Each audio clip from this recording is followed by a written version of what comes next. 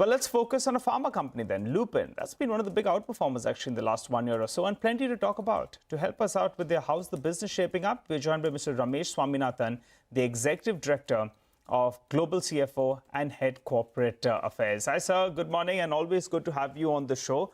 Well, you've got a couple of approvals. Orasia, you have got Ingrezza as well as Aptium.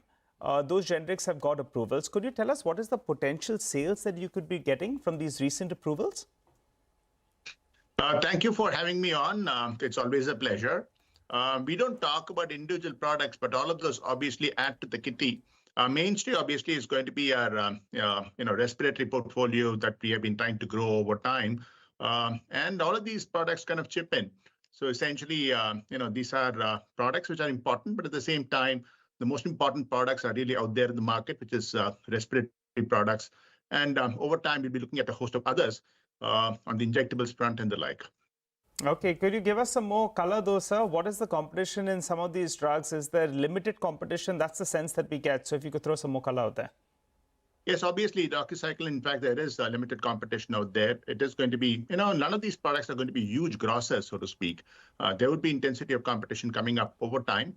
But I think the more important point is the fact that the company is pivoting to more complex ones, which is essentially the respiratory portfolio, the injectables piece, and the like. And that is, I think, is what is going to drive the future as well as the performance in the near term.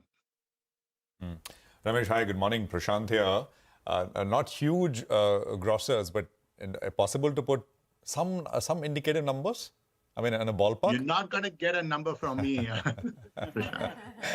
Okay, got it. I had to try. Now, you were talking about the respiratory side of the business, right? Now, talk to us about how key drugs like Spiriva generic, that one is sort of shaping up. Again, I mean, some numbers would help, but give us qualitative comments as well. Go on. Yes, of course, sir. Spiriva continues to do pretty well. So the new conversions are close to about 31-32%. The recent initiative by BI to actually restrict copay to $35, it doesn't really impact us. So we continue to do pretty well. And I think given the fact that there is no competition for it, at least from a generics perspective, it will continue to do very well for the next couple of years at least. What about Suprep and, if I got this right, the HIV drug, which is Darunivar? I mean, how are those doing? Those did very well for the time that they lasted out. As you could expect, the generic market is all about, a huge upside on launch and then thereafter a continuous decline. And that's really true with, in fact, the OSD portfolio. Suprep as well as, in fact, Darunavir had their, exclusivity for quite some time. There has been competition since then, and that's come down. And to that extent, that is on expected lines. Okay. Ramesh, hi. Good morning. This is Sonia here. Always great talking to you, and thank you for taking the time out. Overall, for the US business, what is the kind of quarterly run rate we're looking at? I think last time you had mentioned $200 million per quarter is something you can sustain. Is that for FY25? Can you build on to that? It should be around the same thing, about 200 or 210, so to speak, on a quarterly basis. It could go up a little, come down a little, but it will be in that vicinity. We have a number of products that we have lined up.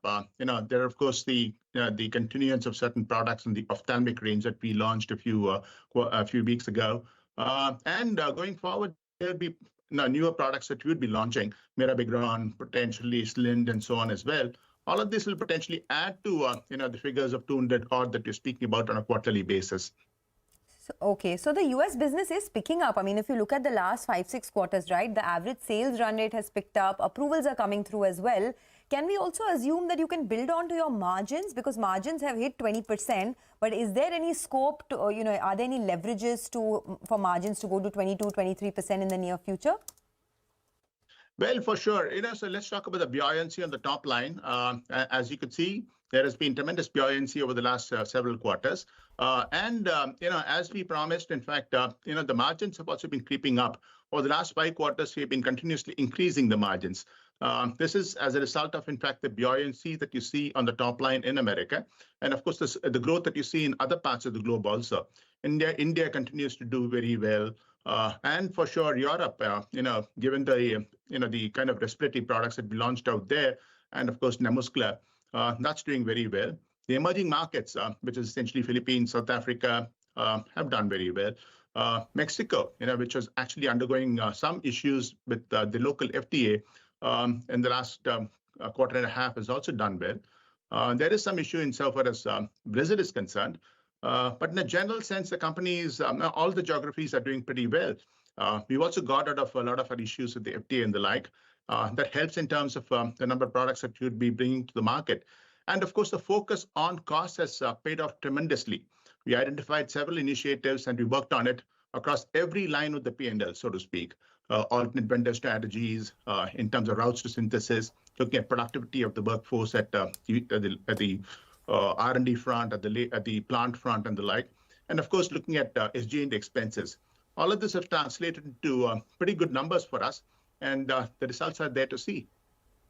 All right, Mr. Swaminathan, I recall when we spoke the last time, you were telling us that the US business will continue to clock this $210 million odd on a quarterly basis, and gradually you will scale towards that $250 million, which will take you to the $1 billion mark on an annual basis. That's in the coming years. But I wanted a more qualitative, input from you on the price erosion. I think the last time you told us it was down to single digits. What is it at currently? The price, erosion is a lot more benign these days. It's in the single-digit numbers insofar as the OSD portfolio is concerned. I think it's essentially because of two reasons. One is essentially a lot of companies have actually shared their portfolio, as we have also done, in recent times, and just focusing on products that are pretty profitable. And the second aspect is, given the interest rate regime, interest rates in various parts of the globe, and for sure in America also, a lot of companies that had levered and have tried to sell their factories, close down companies and the like as well. And for that reason, the intensity of competition insofar as OSD is concerned has come down quite a bit, and that's contributed to the kind of benign regime that you see on the price front. Just to kind of tie in that the price the price erosion bit. We got the US also gets into the election cycle. Do you see, Ramesh? I mean, there's a lot of noise around every quarter, especially now. But do you think that to be a bit of an issue going into the elections over the next couple of quarters, or not really? I don't think anything is actually going to derail this, essentially because generic medicines are all about affordability. And as long as generic, it's important for these medicines to be out there. The IRA or recent regulations and all of that actually are focusing on, in fact, the ethical pharma bit, the branded pharma, those with IP and the like. It's not going to derail the process insofar as generic business is concerned. Okay. I had a couple of more questions. On the remediation measures of the companies Tarapur and Mandideep Unit 1, what's the status currently? We are in a state of preparedness. It's a question of they coming over and inspecting once again. So it could happen anytime. And as with, in fact, the other factories, there is a lot of focus on QA and the compliance bit. The state of readiness there as well. You just saw the recent results with Dabasa. Very pleasing at that. We expect the same thing to happen to the other two units, which have been under scrutiny for some time. And one final question on the diagnostics business. A lot of companies that we've spoken to in the past has said that the competitive pressures have eased, pricing pressures have eased as well. Is that something that you're noticing too? And what do you see as the outlook for the diagnostics business?